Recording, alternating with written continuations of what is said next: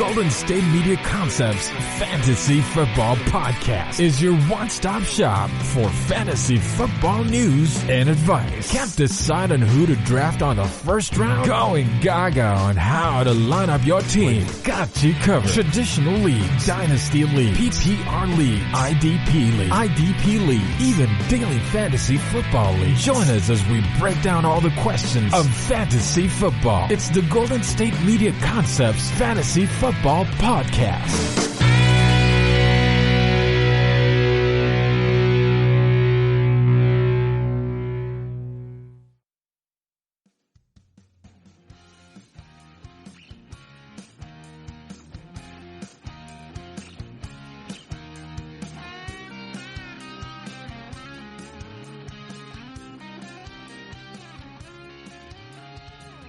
What's going on, everybody? It's the GSMC Fantasy Football Podcast hosted on the GSMC Podcast Network. It's Ethan, which means it is a Friday, which means it's a good time for everybody to get some fantasy football news, topics, and discussions going. And today, not a lot of news, not a lot of updates as far as what to look out for as far as fantasy football. There's a lot of things moving and shaking in the sports world currently.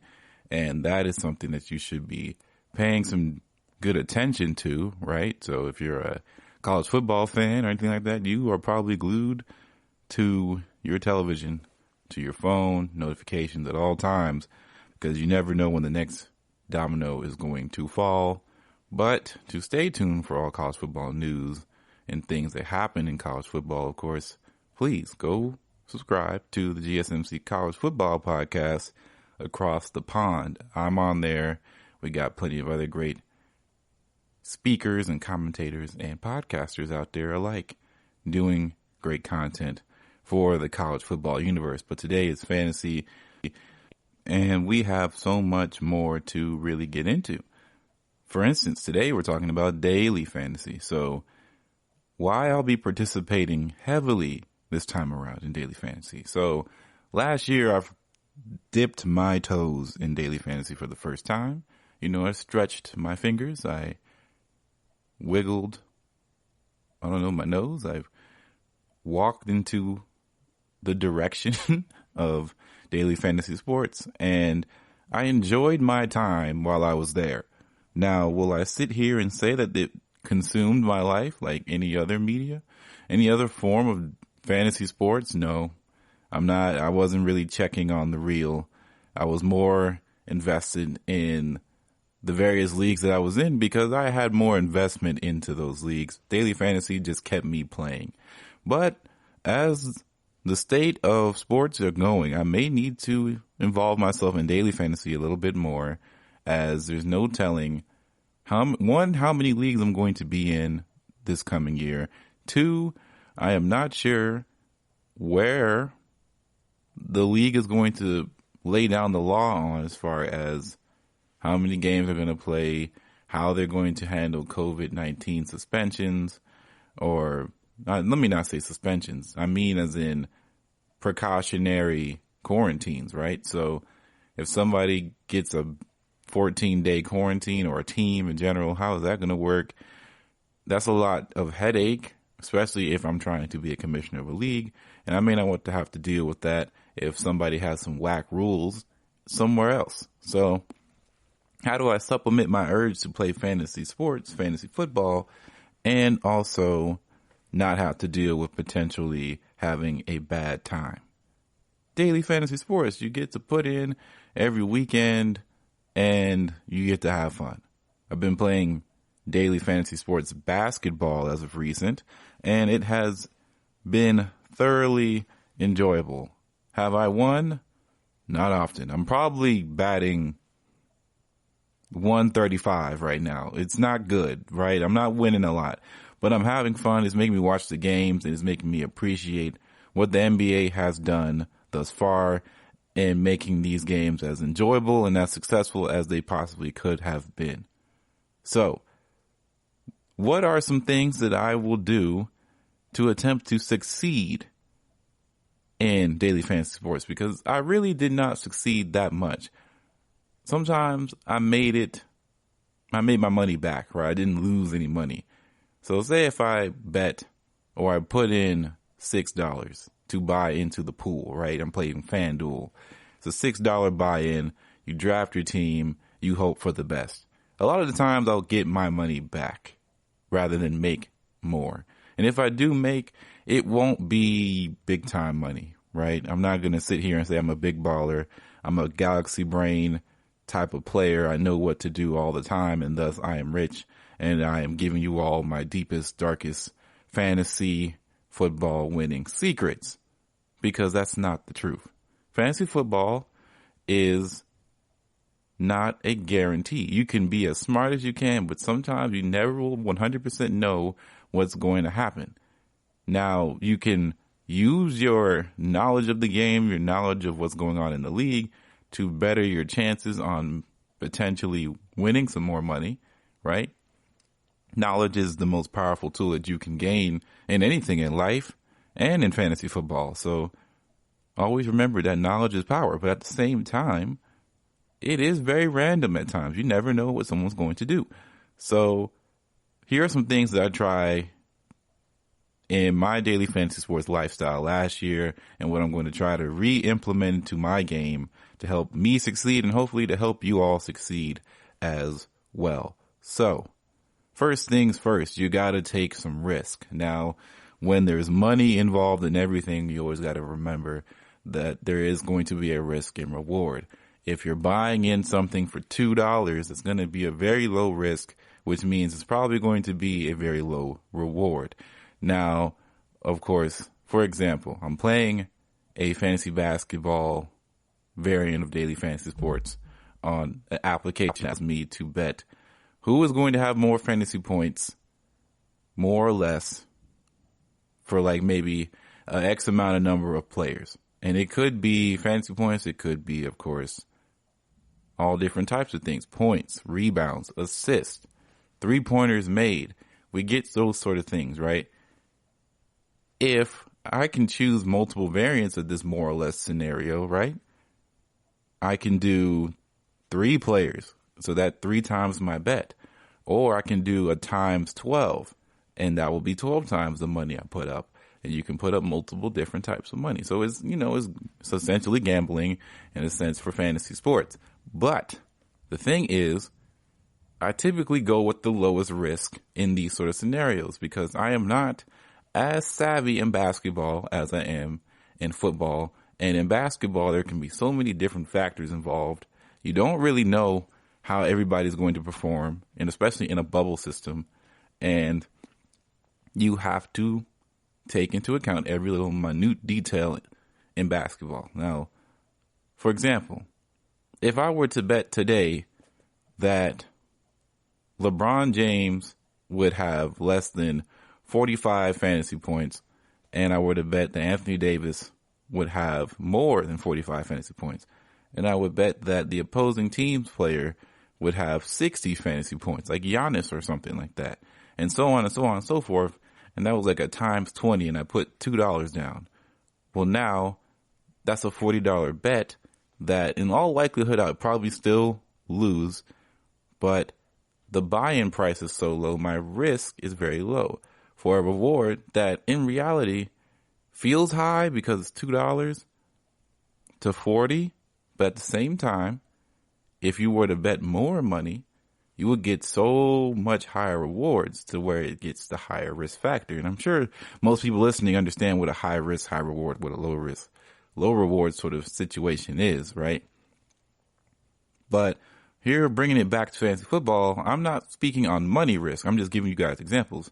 When I say take risk, I mean draft somebody, pick up somebody that may be, one, a little bit lower on the buy-in salary cap, because FanDuel does salary cap.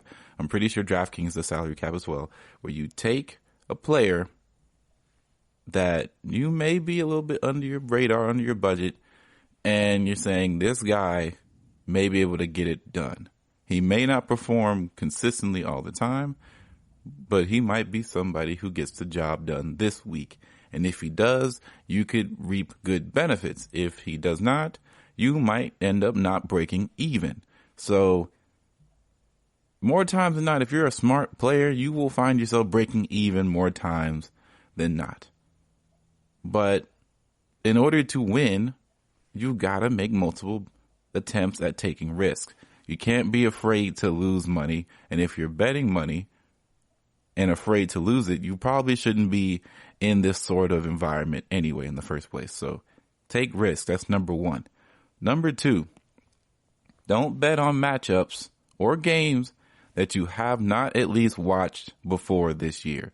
So if you have not watched a Cowboys game and you are unsure about certain players on the Cowboys roster, do not put your money up for said players and use your salary caps on Cowboys players. Why?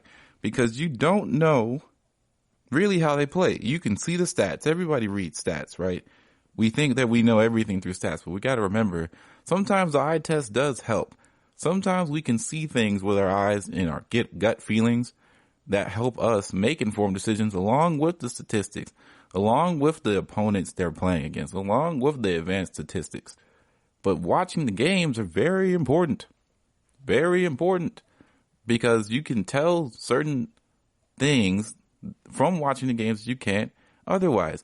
If you are unsure how Ezekiel Elliott is going to rush against a good front seven, you have to watch him in previous games against front sevens of similar caliber and see how he fares. Does he fight for extra yardage? Does he fold under pressure when there's a lot of good defenders or there's a really strong front seven in front of him? Or how does he handle against being in the box, right? How does he handle about pass catching situations when they're stacking the box against them? Does he get out wide? How did the offense operate? Do they start going away from him? Does he get more decoys? You got to start seeing those. You don't know this until you watch the game, right? Because unfortunately, NFL statistics are a little bit behind the eight ball when it comes to advanced. I know they have next gen stats, which are pretty good, but as far as MLB, NBA, advanced statistics are not there yet. They're getting there though. So you got to be able to use your eyes to see what's happening and be able to use that to your best knowledge to make informed decisions. Because what we do here at the GSMC Fantasy Football Podcast is always encourage people to make informed decisions based off the research that they made previous to. What is research? Watching games. What is research? Looking up statistics. What is research? Looking at previous years of production while also, doing a compare and contrast between what's happening now and what's happened then, and thus being able to make educated guesses on what is to come. That's research. That's using your noggin. That's using your resources that's available to you. That's what we preach here at the GSMC. And I'm going to continue to preach that ideology. So don't make foolish bets. You won't put your money on the line for a daily fantasy pick that basically you're doing based off of whim and off of namesake. Don't do namesakes. Namesakes get you losses. Namesakes loses you money. Make informed decisions. And number 3, before we end this segment, going chalk does not mean a home run, but they do keep you afloat. Okay. So like I said, I broke even quite a bit last year. And to me, I feel like that's a little bit of a testament of me knowing who's good and who's not in this, in this NFL league. And I know what I'm doing to at least keep myself in a good balance, and I'm not losing money often. I may not have won that much, but I didn't lose money. Now, of course, you play to win money, so I'm not exactly the greatest player here. But what helped me stay afloat all those times was remembering that it is okay to go chalk. If you're seeing that Lamar Jackson is going off week after week after week after week, right? You have a good solid body of work. You have no other inclination that he shouldn't get X amount of fantasy points this week. Just go chalk. Because the likelihood of you striking oil on somebody else comparative to picking Lamar Jackson or whoever in this example you want to use to justify this, is a really high risk, high reward situation. And I wouldn't even call it a high reward, because 9 times out of 10, the quarterback isn't the one that's going to win or lose you a fantasy week or put you in the top percentile to win some money.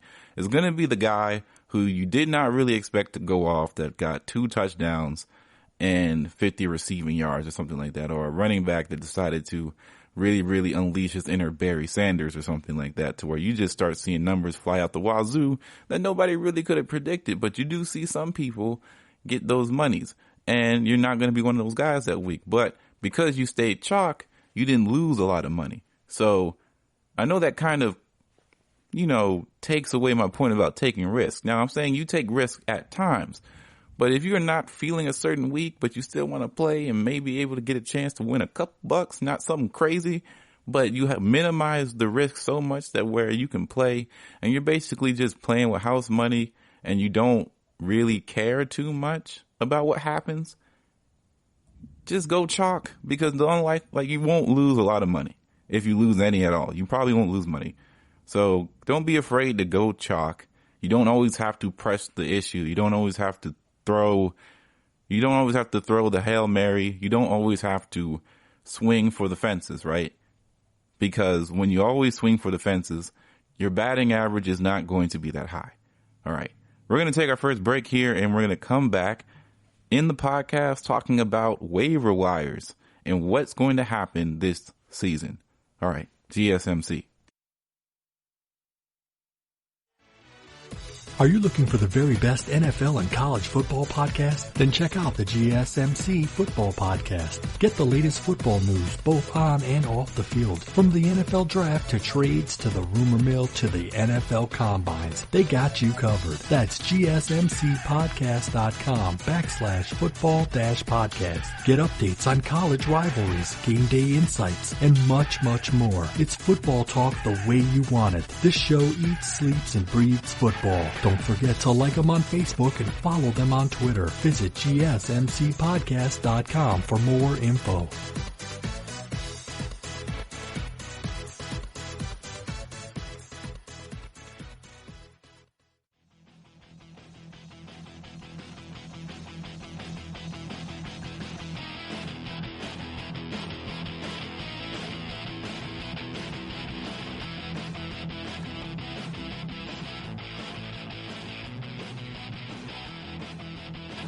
All right, GSMC Fantasy Football Nation, we are back here, and we're talking waiver wire. Now, if you're unfamiliar, say this is your first time ever, 1, coming to the show, welcome, thanks for listening. 2, if this is your first time really diving into this whole world of fantasy sports and fantasy football specifically, then you may not know what exactly the waiver wire is. And we talked about the waiver wire a little bit earlier last week about how I particularly wanted to handle the waiver wire from my individual fantasy football league that I'll be commissioning.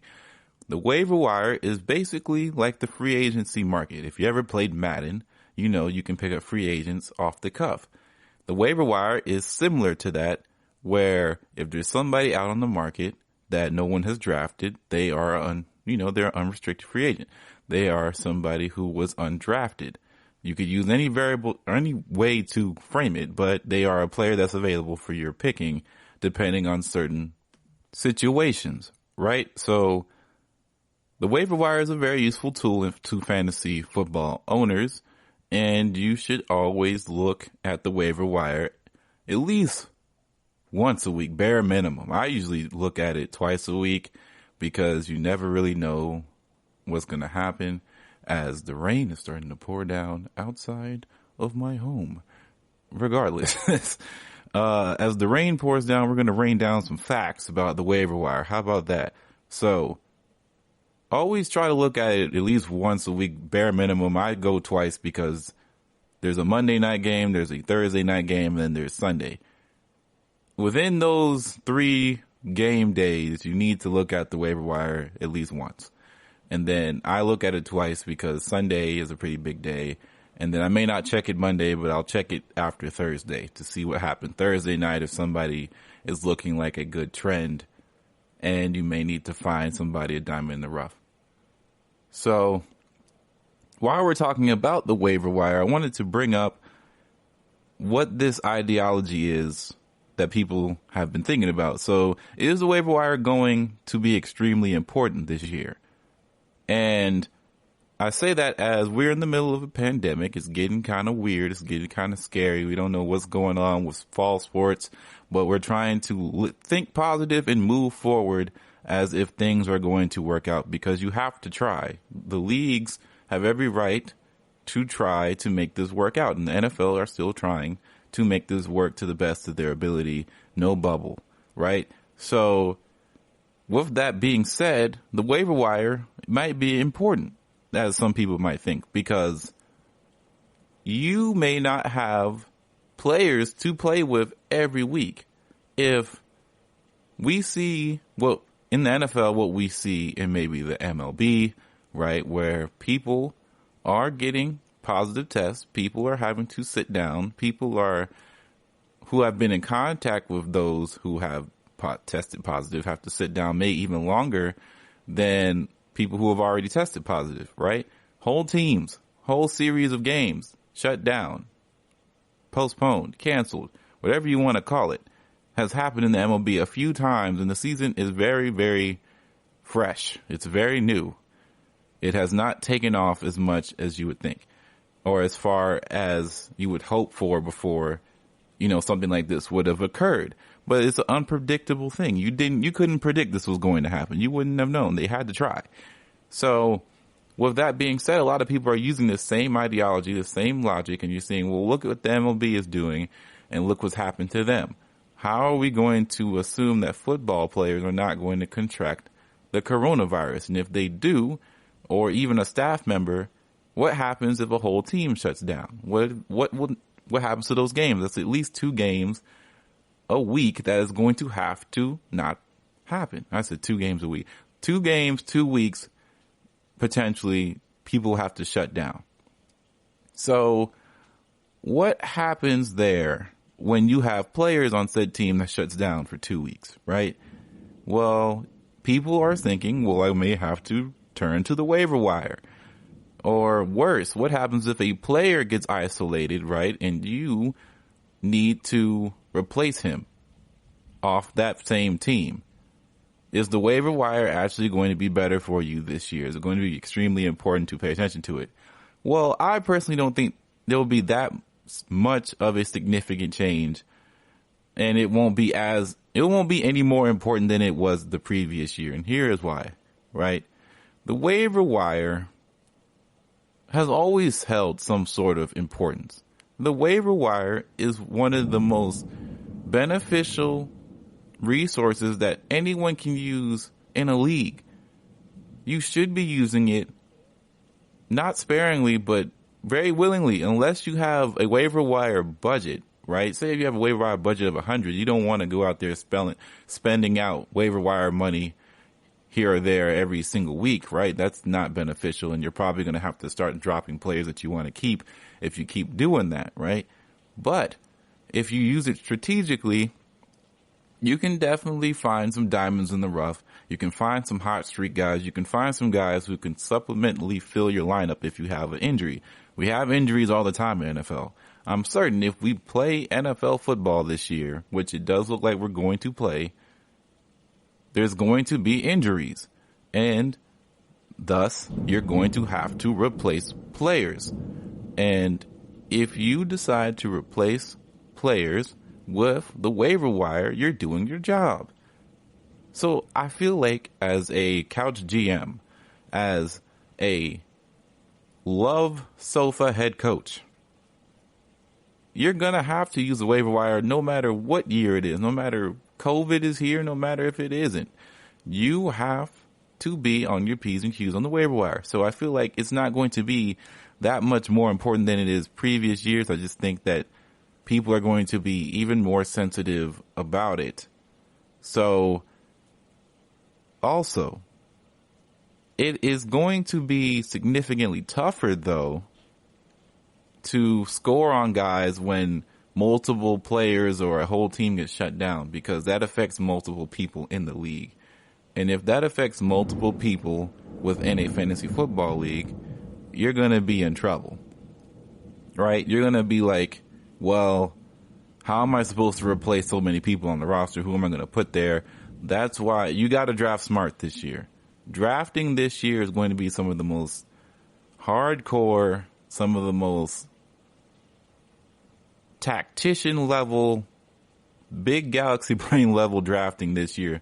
And honestly, it's not because you have to know from the get-go who is going to come out or who's going to come in, because you won't know that. However, you have to make sure you draft enough people at certain positions to cover all bases, and you want to diversify your portfolio. We keep saying it. That's 3 weeks straight. Diversify your portfolio when it comes to this fantasy stuff, because you're never going to know when something's going to hit the fan.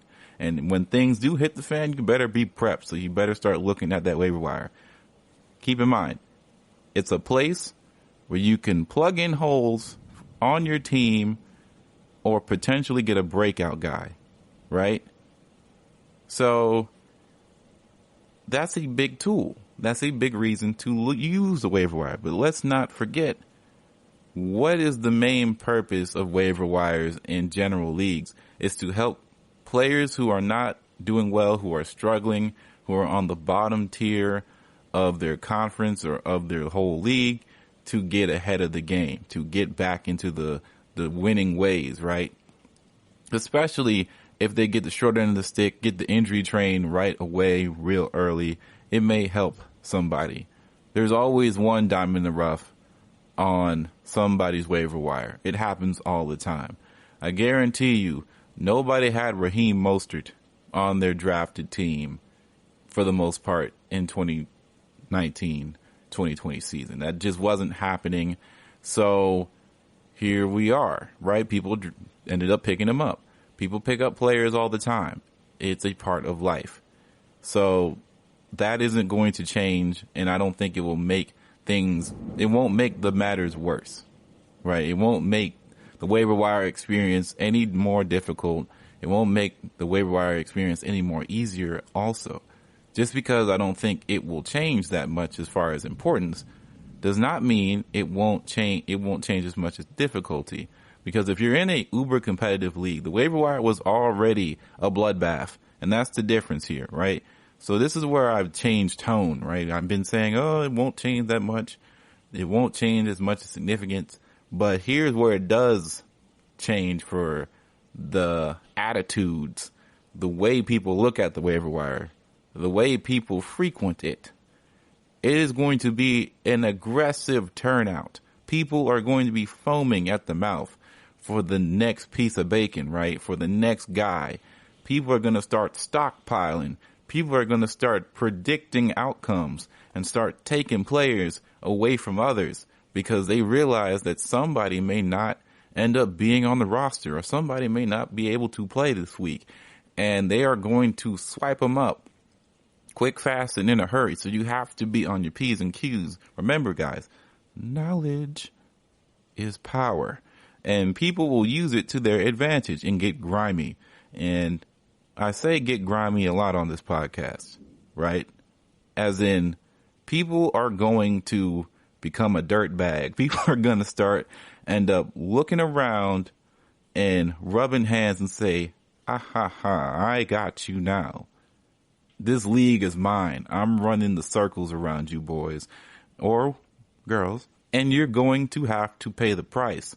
And people are going to start looking ways to get any sort of advantage as they can. And that means stockpiling talent because everybody else is basically having to sit down for a while in the league. And then you have either to take some losses during some weeks because you were not able to get some waiver wire players to supplement some guys sitting down, or you're just going to have to trade. And that's the game right there. That's the dirt baggery. That's the grime. And it's all a part of the fantasy football. You got to love it, because if you don't, you're probably not going to be playing fantasy football that long, because it can get really, really competitive. It can get super one-sided, and there's going to be arguments in the group chat. There are going to be times where you're looking at what's happening across the league and you're going to sit here and say, you can't keep letting this happen. He can't keep getting away with this. Commissioner, what are you going to do about this? How are you going to let this guy get the player when really the commissioner has no real control over that? And if you're going to start overriding waiver wire pickups, that's when your league is basically doomed from the start. Because for the most part, most leagues are first come, first serve, or last team in the division or in the conference or in the league period get priority. So when the last player in the league ultimately stops playing the league, it can get a little bit hectic on who's out there looking for waiver wires, because we've seen it before, right? We've seen players who are in the bottom of the league, and it's really not because their team is hurt or in particularly bad. Sometimes it's bad luck. Sometimes the team that they drafted was not very good, and other teams are just overly stacked because there were some bad drafters in there, which essentially pushed the league to a top-heavy sort of stature. And when you get top-heavy and players start to tap out, start deleting apps off their phone, start to say, hey, I'll see you all next year, or they leave the group chat, that's when you got to start getting scared. That's when you got to start getting worried, because that's when the waiver wire starts to get competitive. When the top players in the league start to look even scarier is when players start to leave, and thus the advantage that was given to the lesser players have been basically circumvented, have been cut out, have been replaced, have been removed. Any word you want to say to take out, they have taken themselves out of that pool, and thus the skill gap, or I shouldn't say skill gap because it doesn't take a lot of skill. Should I say the handicap has been basically nerfed. And now you're just giving guys all free reign to go get some people. That's why I'm a fan of the waiver wire budget, because at that point you just remove the Band-Aid anyway. And you want a player, go put the money up for him. If you want somebody good, you go get him. So that's the waiver wire. I don't think it'll change that much, because I already feel like it's been grimy enough. It's not going to get any worse as far as importance, but it definitely will probably get a lot more grimier. So we're going to take another break, and we're going to talk about some running backs, some fresh blood, some rookies. Are we too high on them? Coming up, GSMC. Check out the show that's built on the MMA. From the UFC to extreme cage fighting, they got the fights covered. Check out the GSMC MMA podcast. Get the latest news on past or upcoming fights. Join us as we talk to and about some of the biggest names in the MMA, past, present, and future. When it's the fight game, there's just one show to check out. GSMCpodcast.com/MMA-podcast. Don't forget to like them on Facebook and follow them on Twitter. Visit GSMCpodcast.com for more info.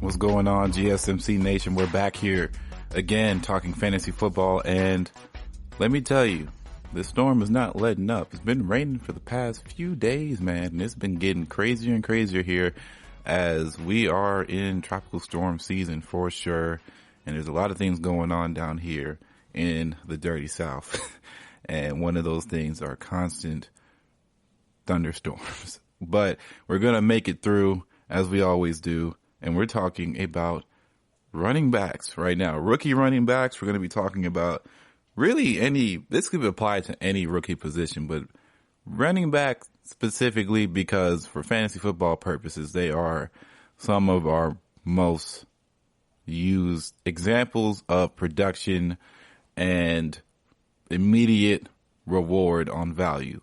So the question of the day is, are we too high on fresh blood?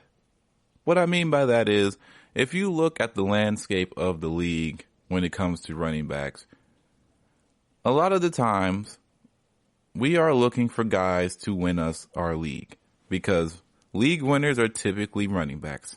We found that more league winners have come out from the running back position than the wide receiver position for the past few years, and that has been a main stake, a main strategy of being able to draft somebody who is going to be a league winner is probably going to be a running back, and thus you must look in that direction.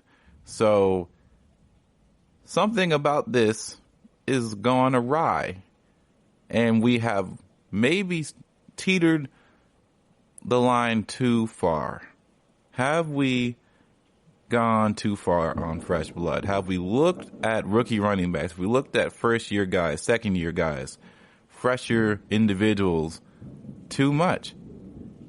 We may have been spoiled. Now, keep in mind, we may have been spoiled on quality running backs coming in year after year that have really good seasons to point to that cloud our judgment, right?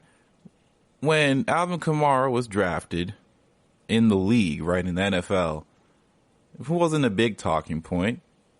We didn't draft him too much in fantasy football. He was sitting on the waivers, right? Then he exploded on the scene. Was no longer on waivers. Year 2, drafted very high. Exploded on the scene again. Year 3, not the best year, but I'm sure he's going to be drafted as a top 5 pick again because of his production, volume of touches, so on and so forth. He's a really good back. Ezekiel Elliott was drafted very high his rookie year in fantasy football leagues. When we look at running backs who are coming into the league and we know that they have workhorse potential, they get taken up to a different level. I remember when Kareem Hunt was in training camp, people were talking about him as if he was going to be the workhorse. I picked him up in the draft that same year, and I put him in starting week 1, all based off of training camp rumors, and he produced like no other. 50 fantasy points, I believe that boy put up, and it was spectacular. It was fantastic to see. I enjoyed every moment of it, and we always go in trying to chase that high, that guy whose fantasy value was going to skyrocket because it was lower than anticipated because they were a rookie and we had no idea how they were going to perform in the NFL. Now, everybody's looking for rookie running backs who are going to outperform their ADP and take over the game, right? We can't, this isn't sustainable. We can't keep doing this. Unfortunately, for the state of the NFL, good running backs are all over the place. We find them everywhere.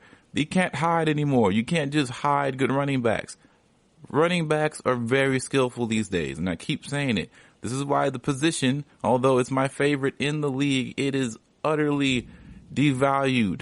It is horribly devalued because you can find one off the side of the road. You can find a guy who can run a 4.4, who can run a 4.3 maybe, who also is able to run in between the nose, run in between the tackles, kick it outside. He may be able to catch a little bit. He may not be the best blocker, but they get the job done. You can find a scat back.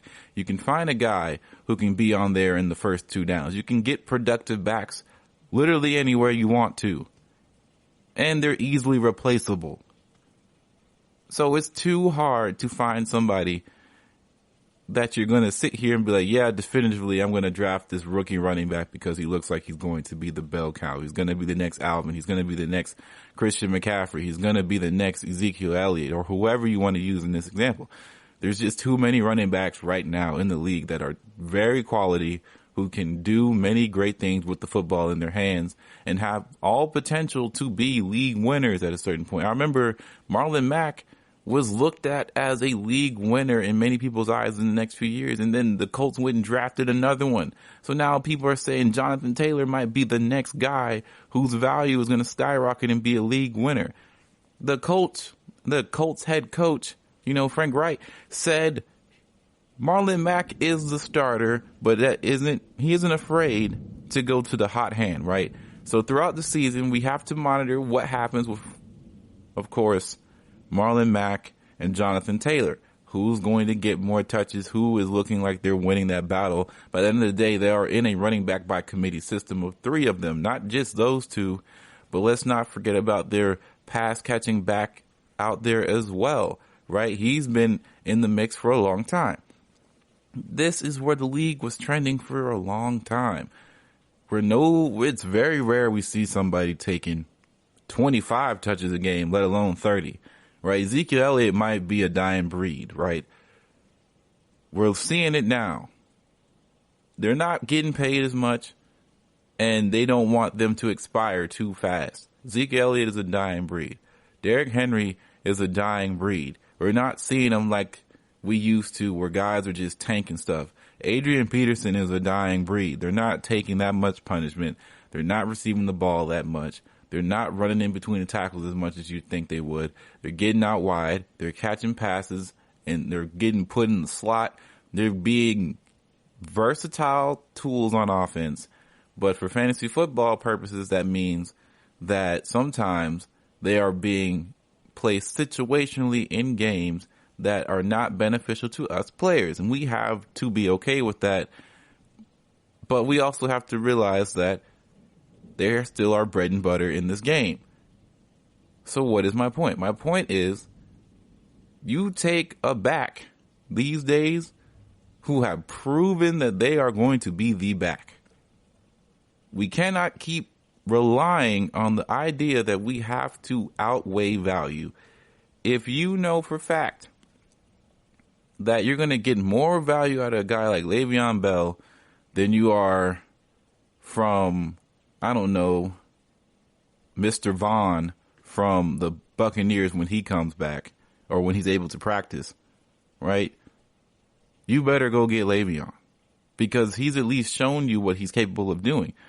And Le'Veon may even exceed his ADP because at this point, he is very undervalued in my opinion just because he's on the Jets. And I understand the Jets haven't necessarily looked good in national media and in fantasy football news, for example.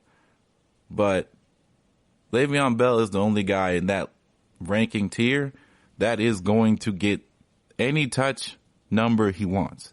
He is going to have the ball as much as he desires, for sure. Now, this conversation will never be complete if we don't talk about Clyde Edwards-Helaire, because this is really where it boils down to. A month ago, I was feeling him. I was very high on him. I thought he had a lot of potential, and I thought him and Damian Williams would complement each other, and Clyde Edwards-Helaire will end up being the more productive back in the long run of the season, and thus you may get good value for him for where he was going to be drafted. But they were probably going to be a bit more neck and neck. As, of course, we know Damian Williams ended up opting out for this season. People are drafting CEH. That's not a good acronym. People are drafting Clyde the Glide out there in the first round. Now, of course, we all could be wrong here. We all could be saying that he isn't first round talent or his ADP value is not worth a first round pick. And he ends up showing up and he ends up putting egg on our face and we look stupid. We're wrong. It wasn't the best take. But I got to roll with the punches here because this is just asinine. You're taking him over a top 10 wide receiver. You're taking him over maybe even, I don't know, George Kittle or Travis Kelce. I'm sorry, but I can't do it. I really cannot. We're getting out of control here. I understand we want to get the rookie. We want to get the guy who's fresh. We want to get the guy who's going to get the runs. We're going to get the guy who's going to get the ball. I'm telling you right now, there is no legitimate reason across the board to believe that Clyde is going to break his ADP now, because his ADP doesn't make any sense. His ADP at least was reasonable a month ago. His ADP is now off the charts. Jonathan Taylor's ADP is a bit too high. Right? We're getting out of control. We're losing our sights. We're forgetting who we're drafting here. There is not a receiver close in the rookie category that is getting as much hype as some of these rookie backs. And that's obvious because running backs win leagues more often than wide receivers. But there is not even a comparison. It is out of control. We gotta reel it in, brothers. We gotta reel it in, brothers and sisters. This doesn't make a lot of sense. This is not making a lot of sense. You're gonna end up getting blowed out. You're gonna end up getting upset. You're gonna look at what's happening here and be upset in a few weeks, a few months down the line when you're like, wow, I thought Jonathan Taylor really had it, and then he doesn't anymore, right? We're seeing that, Nyheim Hines is getting more touches. We're seeing that Marlon Mack is getting more touches. What's happening here? This wasn't predicated on. This wasn't something that I thought was going to happen. You got to start seeing this stuff for what it really is, man. Not everybody is Saquon Barkley, right? I don't think Saquon Barkley was this hype coming into the system. We had to see it to believe it. And I think at this point, we're no longer seeing it to believe it. If we go into ranks for running back right now, standard league, he's 10th. He's 10th. How do you do this? This is for standard league. He is 10th on the list. He's ahead of Miles Sanders, Aaron Jones, Kenyon Drake, who I think is going to be outstanding, Austin Eckler, who I think is going to still be outstanding. He's ahead of Chris Carson, Leonard Fournette, James Conner. We're seeing things like Jonathan Taylor's ahead of Le'Veon Bell, Mark Ingram, Raheem Mostert, which is not that bad. DeAndre Swift, who's another rookie, who I think might be really good. Cam Akers. It's getting tough, man. I gotta tell you. We got J.K. Dobbins ahead of Marlon Mack. How are we sure? Right? How are we sure? How are we sure? We never will be. It's all a risk, of course. But you're taking J.K. Dobbins over James White? Because I'm not. Personally. I just can't. I'm not doing that. And if that means I get James White at a lesser cost and he might succeed, I'll take that. I'll take that hit to see that come through because this is getting out of control. We all need to settle down and look at the bigger picture here. The race to find the gem is always going to happen, but we cannot ignore production that has already been proven year after year. And that's the bottom line. That's what I came here to say. We understand Aaron Jones' production cannot be replicated. We just don't expect another guy to get 19 touchdowns from his position. And the way he got it was really strange. We don't expect that, right? We may not even be expecting someone like Todd Gurley to really produce. But we've known what they're able to do over the period of time. I know what Mark Ingram is going to do when he touches the ball. I know what happens when you give someone like a Kareem Hunt the touches, right?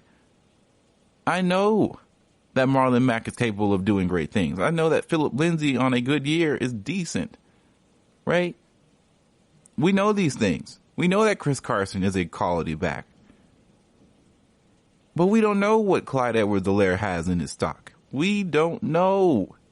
We don't know. Let's calm it down. That's it. All right. We're going to take our final break of the podcast and we're going to come back and we're going to finish it off speaking on, drumroll please, bold predictions. We're going to do some bold predictions to end the podcast off right. We'll be right back. Check out the show built around the women of MMA. From the UFC to the extreme cage fighting, we got the fights covered. Listen. It's the Golden State Media Concepts Women's MMA Podcast. The latest news of upcoming fights, discussions of previous matches. Join us as we talk to and about the biggest names in women's mixed martial arts, past, present, and future. When it's the women's fight game, you know where to listen to. The Golden State Media Concepts Women's MMA Podcast.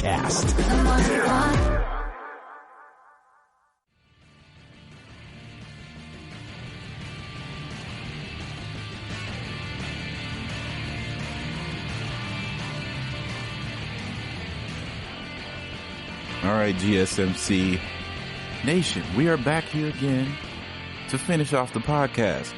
Fantasy football, here we go. Bold predictions, here we go. First on the list, we're just going to get right into it, right? We're not even going to care. Who is going to be the best offense this year? There's a lot of people that I could have chosen, or should I say teams. There's a lot of teams that I'm going to have to my disposal to choose from. We know what the Saints are capable of. We know a Sean Payton offense is always going to be top 10 for the most part. We know that the Chiefs are going to be up there. But that's too easy. And this is supposed to be bold. This is supposed to be dramatic. This was supposed to be suspenseful. I'm trying to make this as suspenseful as possible. We know the Seahawks offense can get going, right? We know what the Rams were capable of for 1 year. Maybe they returned back to their good offensive graces. What I believe that we're going to see, let's not forget about the Bucs, right? We know the Bucs are projected to be really, really good offensively. But who I'm looking at this year is Philadelphia. If healthy, everyone is healthy on Philadelphia. Carson Wentz, their tight ends, their wide receivers in particularly, because they all went and got hurt last year, and that was really detrimental to their team. They still found a way to get something out of there. We still saw them in the playoffs, even though it ended off sourly because of the whole concussion in Carson Wentz, and that whole media cycle was really, really bad for Philadelphia and for Carson Wentz, because I felt like it was a bit unwarranted. He played really well down the stretch of that season, and it was unfortunate to see him get taken out of the playoffs, basically not by something that he could have avoided. But if they're all healthy, they have the ability to pull out any strategy, any lineup, any way to line up against any defense that they want to.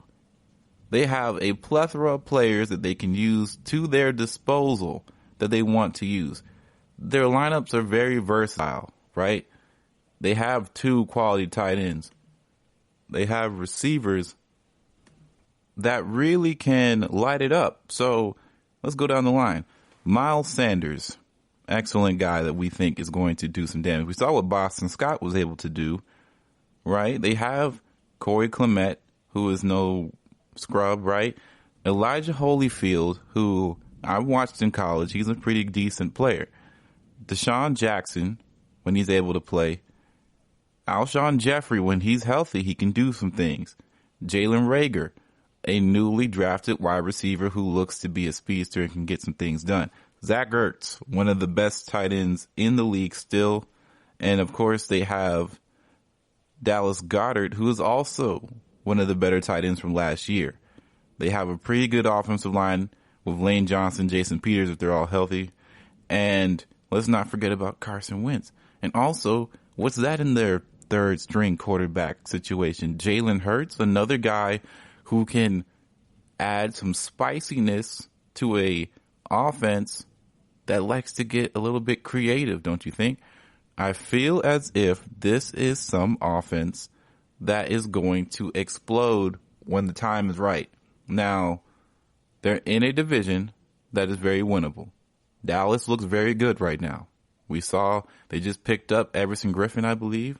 That's a big-time pickup. That's a big-time pickup for them, and their defense, although it weakened in some areas, is still strong. Their offense definitely got stronger over the offseason. That's going to be a problem. Washington is trying to figure some things out. We know this. The Giants are not there yet. The division is up for the taking for the Eagles, and I think that the Eagles have been able to have Dallas's number for the past few seasons, so I can't put it past them for them not to have them this time. So, Eagles, I'm picking them for best offense this year. Put it on your calendars. If I'm wrong, you get to call me out on it. Best wide receiver this season, Julio Jones. Now, this goes against everything I believe in. I am a Saints fan, true and true. I don't even like saying the name Falcon without giving me chills in my spine. But Julio Jones pound for pound, is the most talented wide receiver I've seen since Calvin Johnson. By far. There's no question. I don't debate Julio Jones slander with anybody, because I believe Julio Jones is the best player on any given Sunday that can go out there and catch a football. I think that we are going to get Julio's last top wide receiver season this year, and it's going to be a special one. He has got to be tired of seeing year after year after year him being put second, him even being put third on list of best wide receivers. We know what the Antonio Brown years look like, but we know what we see when we see Julio Jones. We know what we get. And he's not a guy who does all the jaw jacking. He's not a guy that does all the tweeting. He's not a guy that sits there and talks it. He goes out there and produces, and he goes out there and does it. And we see the Falcons fans and the other fans of Julio go out there and defend his honor on the social media. Those guys are resilient. They fight hard. And I think he's going to give them the best piece of ammo they've had for years in producing a season like no other. And that's going to include some major touchdowns, because we understand Julio Jones has not been the biggest touchdown machine over some years, right? We understand that, right? But let's keep in mind, not everybody's the best at what they do, at everything. And when they are the best, you have to take certain things away from them as far as the defense. Julio Jones, as a wide receiver, is third ranked. Like, not in the tiers. He's tier 1. He's the third highest tier in standard leagues. Now, for some reason, Davante Adams is very high right now. Nonsense. It should be Michael Thomas, Julio, Tyreek Hill as the 1, 2, and 3. Davante Adams should be somewhere else. But Julio Jones is still a very, very quality fantasy wide receiver. If we go to PPR, 1 point per reception, he's still top 3. Michael Thomas, Davante Adams, then Julio Jones, then Tyreek Hill, right? So the fantasy points are still going to happen. But let's just keep in mind, if we saw the amount of statistics that totals. Let's go to totals. A lot of people like to sit here and claim that Julio doesn't get touchdown looks a lot. He had 6 last year receiving. Now, that's not the most, of course, but that's only 3 less than Michael Thomas, right? We talk about Davante Adams. Davante Adams only got 1 less than him. And Davante Adams is being ranked more. I think that there are some points to prove here. There are some real deal steal numbers out there that are just not going to be in Julio's favor, because Julio Jones is a guy who demands so much attention from the Falcons offense from a defensive standpoint. Defenses care so much about about Julio Jones, that it got Austin Hooper a contract. Now, I'm not saying Austin Hooper is a talentless tight end, but come on here, man. Come on. We see what Julio is able to do when the offense is designed to spread the ball around and people start forgetting about him. And then that's how they got to the Super Bowl. And you saw what happened in the Super Bowl. He made one of the best catches I've ever seen. Of course, they weren't able to pull it out, and I got to thank him for that. It would have been a tough scene if I had to debate Falcons fans who have a Super Bowl and we got to defend our honor with one. It would have been tough as a Saints fan, but we made it through. But I'm picking Julio as best wide receiver this season. He has a point to prove, and he is going to try and drive it home. And one last point about the Super Bowl. The Super Bowl window is about to close for the Falcons for good. It's about to shut down. Matt Ryan isn't getting any younger. Julio isn't getting any younger. We have no idea what we really have within Calvin Ridley. We don't know what's going to happen with them. And of course, they have Todd Gurley, who, basically has arthritis. It's going to be tough. And they don't have a lot of time. So if Julio has one last one in the tank to really showcase his muscles, to be a 99 in Madden, this is the last year it's going to happen. And I think that's the case. The last point of the day, the last bold prediction, the first old guy to act old at the quarterback position,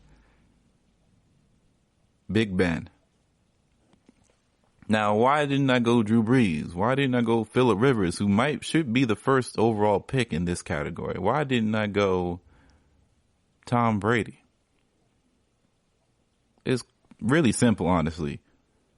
As in Big Ben, his play style and his age does not decline gracefully together. Big Ben is a guy who takes a lot of shots. Big Ben is a guy who takes a lot of hits.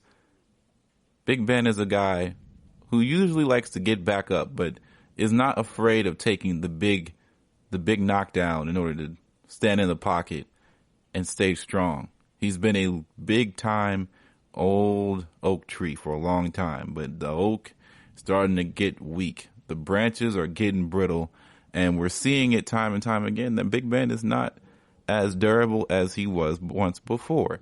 He's coming off 10 plus months from an injury. We haven't really seen him throw the football besides a few Instagram videos. We don't know what his throwing motion is like. We don't know how he throws. People say he looks good, but everybody says someone looks good. People are talking about Drew Brees looks like he's throwing the ball better than he did 4 years ago. We'll see it I'll see it when I believe it, but I've seen Noodle Arm Brees for a little while now when it counts the most. So I'm going to have to wait and see if we're getting this newly equipped long ball thrower Drew Brees. But, you got to be careful with how people start to present in the media when it comes to some of these quarterbacks and what we see. Quarterbacks get smoke put up their backsides all the time. Remember when Tebow every other year was like, oh man, his mechanics, they've completely changed and he looks like a different guy out there. He's really just zipping the ball. Baseball now. Right? It's just, you can't trust everything you hear in the media. But what I do know is that he likes to drive the ball down the field and he has a big arm and he's one of those rocketeers, I like to call him. Well, the rocket is running out of fuel at some point, and I think this might be the season where we really start to see it run out of fuel. We haven't seen him for 10 plus months, and we've only been able to see Big Ben play one true way. We've seen how he plays his whole career, and he throws the ball down the field. He drives it down the field, makes big time throws when he needs to, and he throws bombs. Well, he still has receivers to go out there and get the bombs, but we don't know how he's going to be able to hold up. We've seen Big Ben struggle in the past few years, in the beginning of seasons as well. We've seen him not look the sharpest. And coming off an injury, I can't honestly say that I'm expecting to see a sharp Big Ben, or a sharper Big Ben. We may see a similar Big Ben that we saw at the beginning of 2018, and that might be concerning to a lot of Steelers fans. So that's who I'm picking as the old guy that looks like he's a bit too old to be out there first. All right, so just to recap. Best offense this year, Philly. Best wide receiver this season, Julio Jones. And the first old guy to look like he shouldn't be out there anymore is Big Ben. I'd like to thank everybody for listening to the GSMC Fantasy Football Podcast this week.